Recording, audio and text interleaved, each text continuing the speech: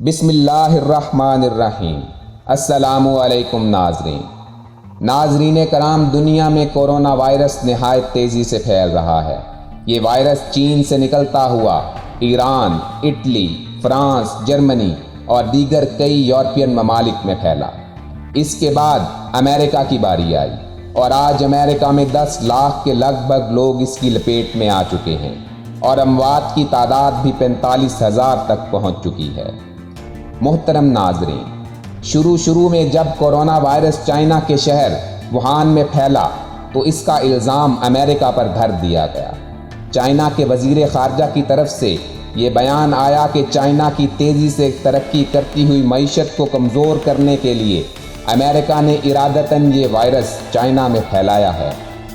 مزید یہ کہا گیا کہ پچھلے سال اکتوبر کے مہینے میں ہونے والی ملٹری کی عالمی گیمز میں جن امریکی فوجیوں نے حصہ لیا ان کے ذریعے یہ وائرس ووہان بھیجا گیا، لیکن چائنا کی طرف سے اس الزام کا کوئی ٹھوس ثبوت نہ دیا گیا اور چائنا کے وزیر خارجہ کی طرف سے یہ بیان اس وقت منظر عام پر آیا جب امریکہ کے اسٹیٹ منسٹر مائک پومپیو کی طرف سے ایک ٹویٹ میں کورونا وائرس کو ووہان وائرس کہا گیا۔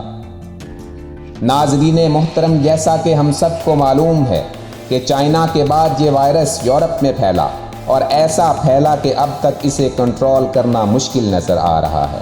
یورپین ممالک صحت کی بہترین سہولیات رکھتے ہیں، لیکن اس کے باوجود اموات کی تعداد روز بروز بڑھتی جا رہی ہے۔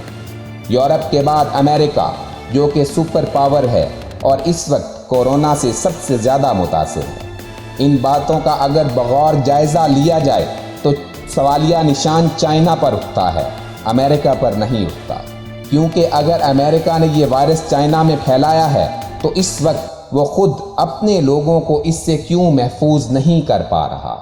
امریکی لوگ کیوں اس وائرس سے بڑی تعداد میں مر رہے ہیں؟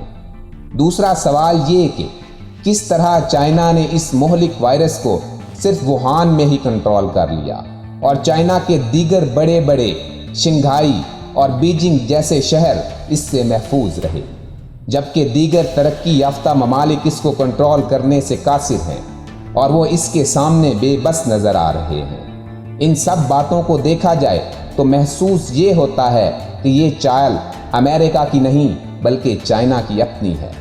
بہرحال آنے والے دنوں میں بہت جلد ہی یہ بات کھل کر سامنے آ جائے گی کہ یہ وائرس قدرتی طور پر پھیلا یا جان بوجھ کر پھیلایا گیا۔